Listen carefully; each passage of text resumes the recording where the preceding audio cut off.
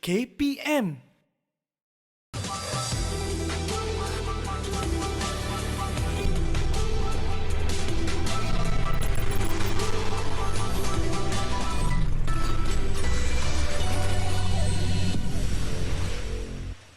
Assalamualaikum dan salam sejahtera. Buletin Didik 6 Mac bersama saya Tarusdi Muhammad Nazri. Salam hormat dan salam sejahtera.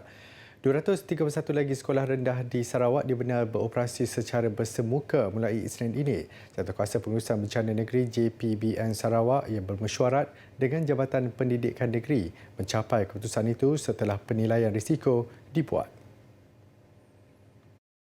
Ia termasuk segala garis panduan pengurusan serta pengoperasian sekolah dalam norma baharu 2.0 yang dikeluarkan Kementerian Pendidikan KPM dipenuhi.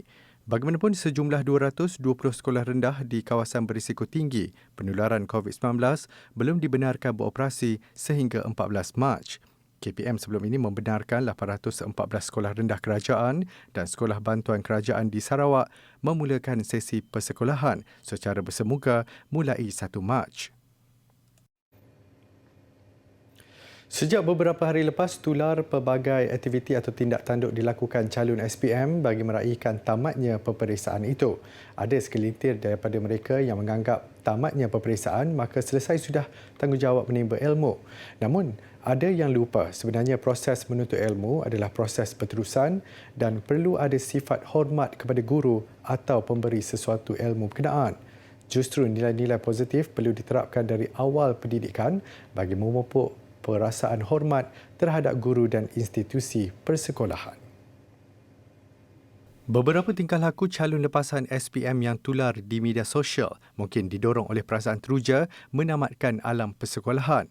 Namun, pakar psikologi kaunseling Fakulti Pengurusan Pertahanan UPNM, Profesor Datuk Dr. Muhammad Fazil Cik Din, tidak menolak kadangkala ia juga berpunca dari perasaan amarah dan dendam kepada individu tertentu mahupun persekitaran sekolah. Perbuatan seumpamanya disifatkan bagi mempertahankan ego diri, apatah lagi bagi remaja yang masih tercari-cari identiti. Bagaimanapun, budaya-budaya negatif ini dapat diatasi dengan memberi pendidikan dan berkongsi nilai-nilai murni supaya wujudnya kesedaran dan kefahaman untuk menguruskan diri serta kemarahan. Dengan cara mungkin dalam psikologi kita boleh bawa kepada benda-benda yang lain. Alright? Dia marah sangat boleh. Sebab itu budak-budak yang nakal ni dia ada banyak tenaga. Kita bawa dia kepada apa? Kepada tingkah laku aktiviti-aktiviti sukarelawan. Kita bagi dia mengecat masjid, kita bagi dia cuci kubur, kita bagi dia buat benda-benda yang akhir sekali bila dia buat tu menyeronokkan. Bila menyeronokkan maka dia akan mengulang benda yang baik dan akhir sekali dia lupa bahawa tenaga yang ada dalam dirinya sebenarnya boleh digunakan, boleh disalurkan ke arah perkara-perkara yang baik-baik. Ujarnya lagi, tamatnya SPM bukanlah bererti mereka bebas untuk melakukan apa sahaja. Alam pembelajaran juga masih jauh untuk ditempuh. Pelajar-pelajar juga dinasihatkan sentiasa menjaga adab dengan guru-guru yang selama ini mengajar dan membimbing mereka biarpun tidak lagi berada dalam alam persekolahan. Terlalu banyak kenangan manis yang saya dapat bersama dengan guru-guru yang pernah mengajar saya. Tak kisahlah co-curriculum, akademik, mereka banyak membantu saya untuk menjadi manusia. Dan bagi saya, cikgu marah ke, cikgu rotan ke kerana cikgu nak kita menjadi manusia yang berguna dan cikgu sayang kita sebenarnya. Dan mereka ialah ibu bapa kita yang kedua di sekolah. Tidak salah untuk meraihkan, namun perlu dilakukan melalui aktiviti-aktiviti yang positif dan mendatangkan faedah. Saya ingat lagi, saya dan rakan-rakan saya, kami berkumpul duit.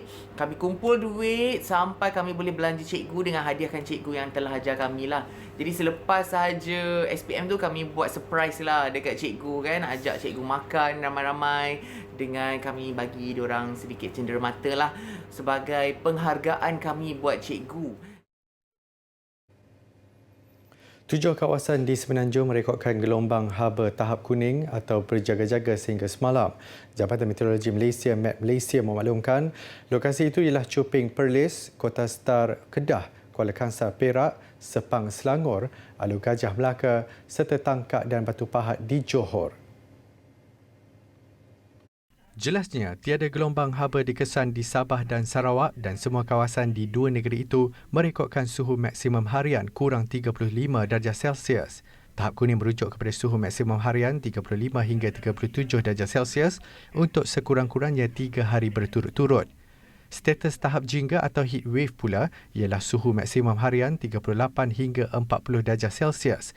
Manakala tahap merah atau kecemasan untuk suhu melebihi 40 darjah Celsius bagi tempoh sekurang-kurangnya 3 hari berturut-turut. Met Malaysia sebelum ini memaklumkan negara kini berada pada fasa akhir monsun timur laut yang dijangka berterusan hingga pertengahan bulan ini dengan taburan hujan agak rendah di Semenanjung, terutama di negeri-negeri utara. Bagaimanapun, ia tidak menjangkakan cuaca panas luar biasa berlaku tahun ini. Sementara itu, bacaan Indeks Pencemaran Udara IPU di kebanyakan kawasan di Semenanjung adalah pada paras sederhana hari ini dengan daerah Rompin Pahang mencatat bacaan tertinggi iaitu 92. Lokasi di Sabah dan Sarawak pula merekodkan IPU pada paras baik.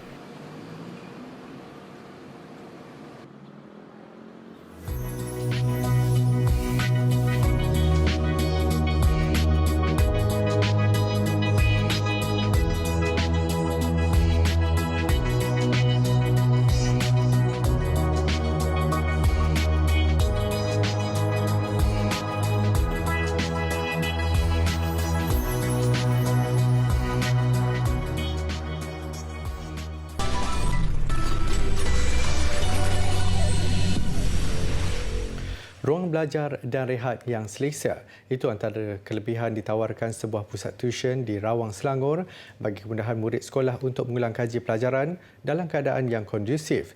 Selain itu, tenaga pengajar juga adalah berpengalaman untuk memberi tunjuk ajar secara terus kepada murid yang dihantar ke pusat tuition berkenaan. Bagi pengusaha pusat tuition Bijak Tekun Pantai Bandar Tasik Puteri Rawang Selangor, Fatimah Mat Yatim, pengalaman selama 30 tahun digunakan bagi memastikan murid yang dihantar ibu bapa mendapat tambahan ilmu selain proses pembelajaran di sekolah.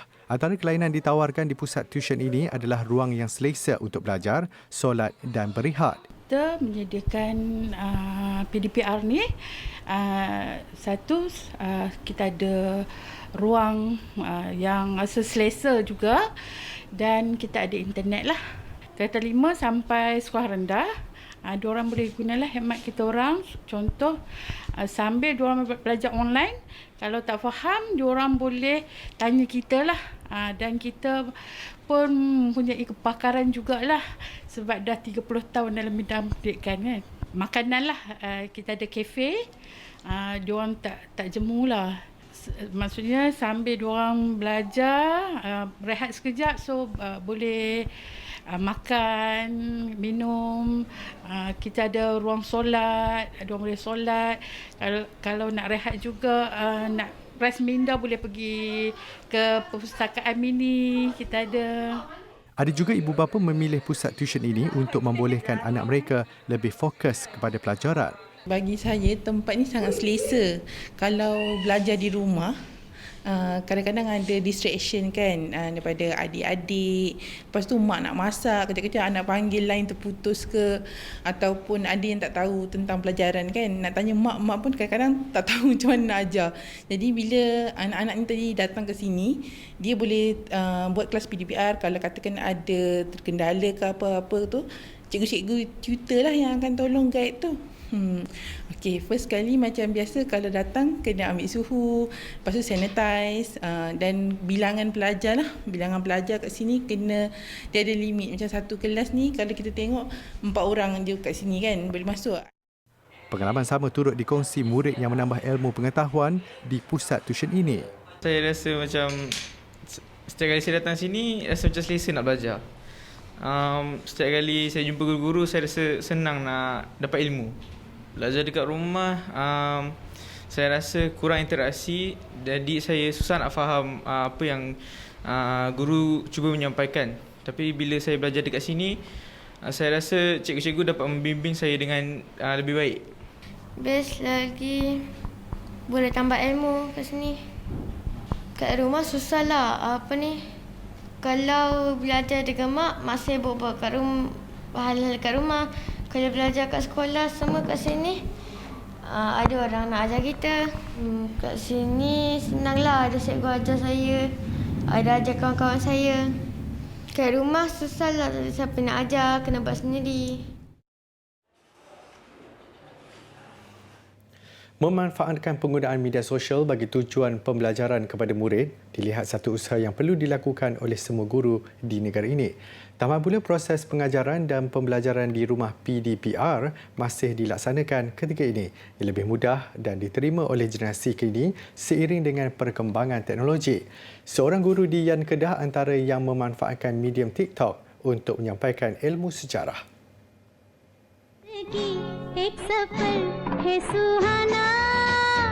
Cikgu Nur Aini Bajuri, 53 tahun, menggalas tanggungjawabnya sebagai guru sejak tahun 1990. Pengalaman lebih 30 tahun dalam bidang pendidikan meletakkan beliau sebagai guru yang disegani oleh anak-anak muridnya. Mana tidaknya beliau menerapkan sifat kasih sayang dalam ketegasan ketika menyampaikan ilmunya. Katanya, perubahan situasi terkini membuatkan Cikgu Nur Aini mencari alternatif terkini untuk mendidik anak bangsa. Kita sebagai guru kita kena memberi kepada anak murid kita di luar sana. Kita tahu anak-anak murid kita dekat negara kita ni tak boleh pun pergi ke sekolah. Jadi mula-mula saya memikirkan macam mana saya nak mengajar anak murid saya dan bagaimana ilmu saya ni, ilmu sejarah ini sampai kepada anak-anak di luar sana. Dan kemudian sejarah ini adalah subjek yang wajib lulus untuk anak-anak mendapat sijil SPM. Jadi sebagai seorang guru, terutamanya saya lah, saya kena memikirkan untuk menyampaikan ilmu itu kepada anak-anak agar anak-anak tidak ketinggalan silibus yang akan mereka pelajari. Berkhidmat di Sekolah Menengah Kebangsaan Dulang di Yan Kedah, Cikgu Nuraini mengakui pelbagai cabaran dihadapi untuk menyampaikan ilmu. Tidak terkecuali, dia juga perlu mempelajari penggunaan media sosial seperti Facebook dan TikTok bagi memudahkannya berkongsi ilmu sejarah. Namun di sebalik cabaran itu, anak-anak Cikgu Nuraini sentiasa memberi semangat untuk mencurahkan bakti kepada anak-anak muridnya. Malah mereka turut membantu membiasakan Cikgu Nuraini menggunakan peranti bagi memudahkannya menghasilkan video pembelajaran. Untuk anak-anak murid kita faham, dia ada sebenarnya, dia bukannya kita boleh terus bagi anak murid kita faham. Step yang pertama, bagi anak murid kita tu suka subjek tu. Yang kedua, bagi anak murid tu suka kat kita, kat cikgu sejarah. Dan yang ketiga, baru dia akan minat dengan subjek tu dan mereka akan cuba memahami sendiri. Maknanya mereka tidak terpaksa belajar dan apabila mereka subjek sejarah aja, mereka akan eager, seronok sebab saya menggunakan media sosial ni adalah untuk menarik minat mereka. Cikgu Nuraini turut mengajak semua guru untuk terus menabur bakti dan mencari alternatif baru dalam mencurahkan ilmu kepada anak-anak murid yang bakal menjadi pemimpin pada masa akan datang. Kemana ku cari belahan hati ini?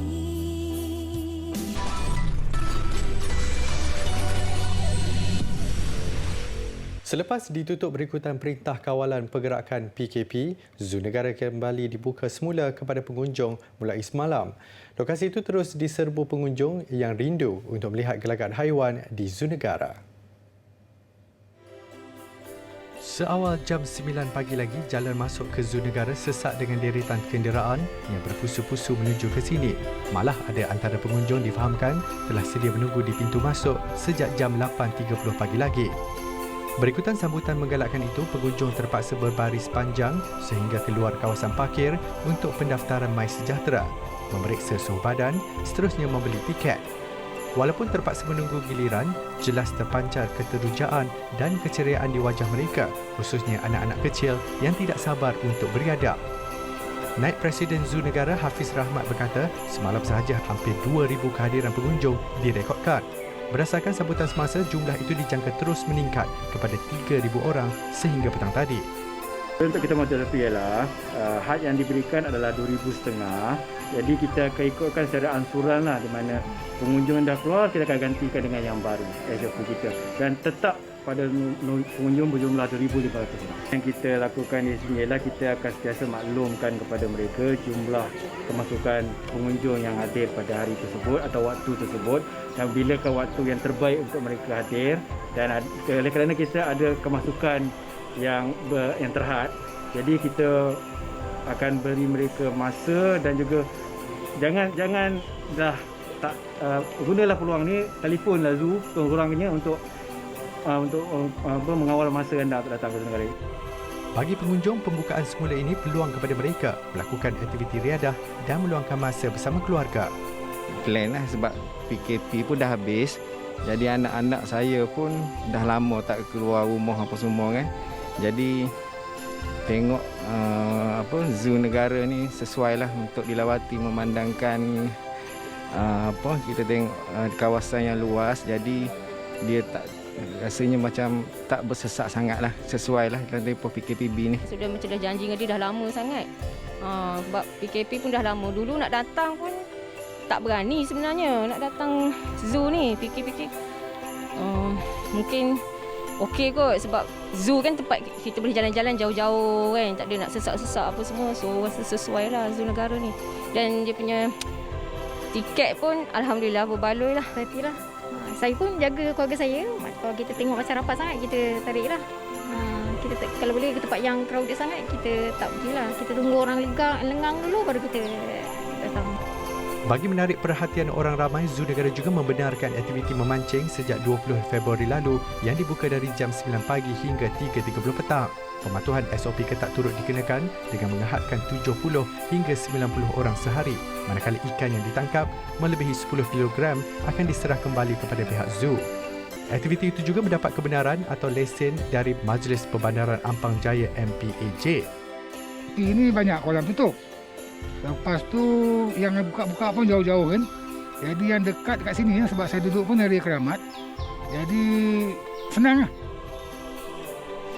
Senang, mudah nak datang. Santai lah, tempat pun bagus kan.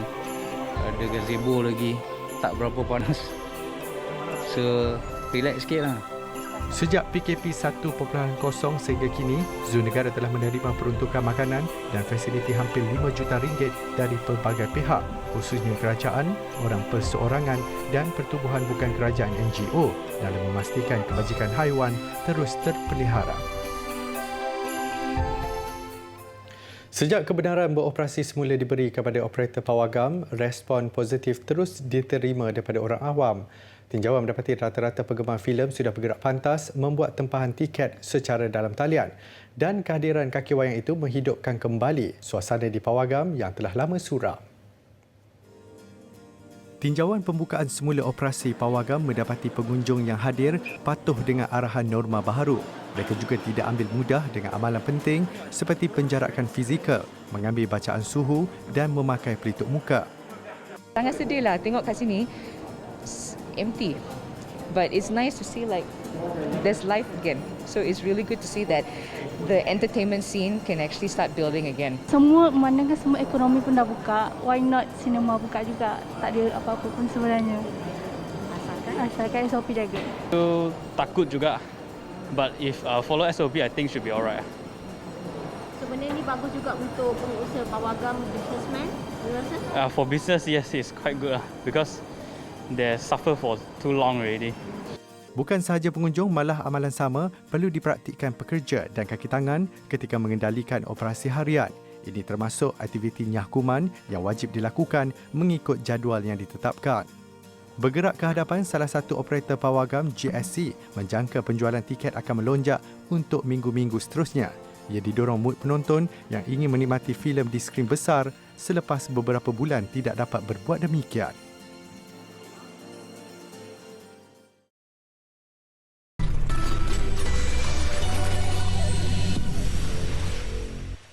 Bertemu kembali. Kenderaan robotik peninjau Perseverance dengan misi mengesan kehidupan di planet Marikh kini bersedia untuk melakukan penerbangan drone di bawah peninjau itu. Pengurus misi Perseverance, Robert Hope, kata jurutera sedang mencari zon penerbangan. Usaha menerbangkan drone di bawah Perseverance dijangka pada lewat musim luruh atau awal musim panas ini. Agensi Aeronautik dan Angkasa Lepas NASA berpuas hati perkembangan positif ditunjukkan Perseverance. Terbaharu kenderaan robotik peninjau itu selesai melakukan ujian pemanduan di planet Marikh. NASA memaklumkan Perseverance bergerak kira-kira 6.5 meter dalam tempoh 33 minit, iaitu 4 meter ke hadapan, berpusing sehingga 150 darjah sebelum undur kembali pada jarak 2.5 meter. NASA akan mengkaji perjalanan yang lebih jauh di permukaan Marikh sama ada hari ini atau esok. Perseverance direka untuk menjelajah Marikh sekitar 200 meter sehari. Misi peninjau Perseverance adalah mengambil 30 batu dan sampel tanah dalam bekas tertutup untuk dihantar ke bumi untuk dianalisis. Flip Floppy, bot yang diperbuat daripada plastik kitas semula pertama di dunia, memulakan pelayarannya mengilingi Tasik Victoria di barat Kenya dalam usaha untuk menyebarkan kesedaran mengenai bahaya bahan tidak terurai kepada alam sekitar. Dengan disokong kempen Laut Bersih Program Alam Sekitar Pertubuhan Bangsa-Bangsa Bersatu UNEP, bot diperbuat daripada 100% plastik kitas semula itu akan berlayar menerusi ekspedisi ke 3 negara Afrika Timur. Bot itu dibina untuk membuktikan kepada dunia bahawa tidak mustahil untuk menghasilkan bahan berharga daripada sampah plastik. Dalam tempoh 3 minggu, Flip Floppy dijadual berlayar dari Kisumu ke beberapa lokasi di Uganda dan Tanzania bagi meningkatkan kesedaran serta memberi inspirasi kepada masyarakat untuk menggunakan penyelesaian kitaran bahan buangan sebagai mengatasi pencemaran plastik.